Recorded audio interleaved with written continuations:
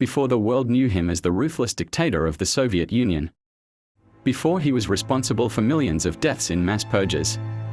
Joseph Stalin was just a man sitting behind a desk, writing and editing revolutionary articles. He was not a general, not a renowned politician, he was a newspaper editor. Yet, through ink and words, he paved his way to absolute power. How did a journalist become one of the most terrifying leaders in history? At the dawn of the 20th century, the Russian Empire was in turmoil. People were rising against injustice, and revolutionary ideas spread like wildfire.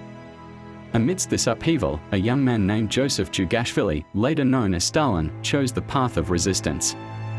Born into a poor family in Georgia, Stalin was initially educated to become a priest at an Orthodox seminary. But instead of embracing religion, he became captivated by the ideas of Karl Marx and Vladimir Lenin. His revolutionary spirit burned bright, yet he was neither a soldier nor a military strategist. So, how could he fight against the system? Through words. Stalin began his journey as a writer and editor for Pravda, the official newspaper of the Bolshevik Party. Pravda, which means truth, was meant to be a voice for the revolution. But under Stalin's pen, truth became a tool for political manipulation. From his editorial desk, Stalin ignited the passions of workers and peasants, condemning the Tsar, glorifying communism, and calling for resistance against the ruling elite. However, being a revolutionary journalist in Russia was dangerous. The press was tightly controlled, opposition writers were arrested, and Stalin himself was frequently forced into hiding or exile due to his writings. But through these struggles, Stalin learned a crucial lesson: propaganda was more powerful than any weapon. He saw how words could move the masses, how a well-crafted message could shape public opinion, and how the media could be wielded to control not just the present, but the future. In 1917, the Russian Revolution erupted. The Tsar was overthrown, and the Bolsheviks seized power.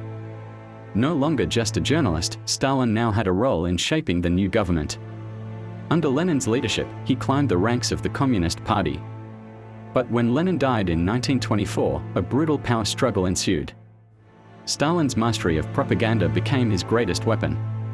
Through newspapers, speeches, and state-controlled media, he built an image of himself as Lenin's true successor.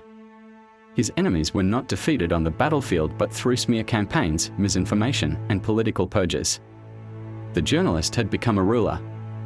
As the leader of the Soviet Union, Stalin never abandoned his greatest weapon, the power of words.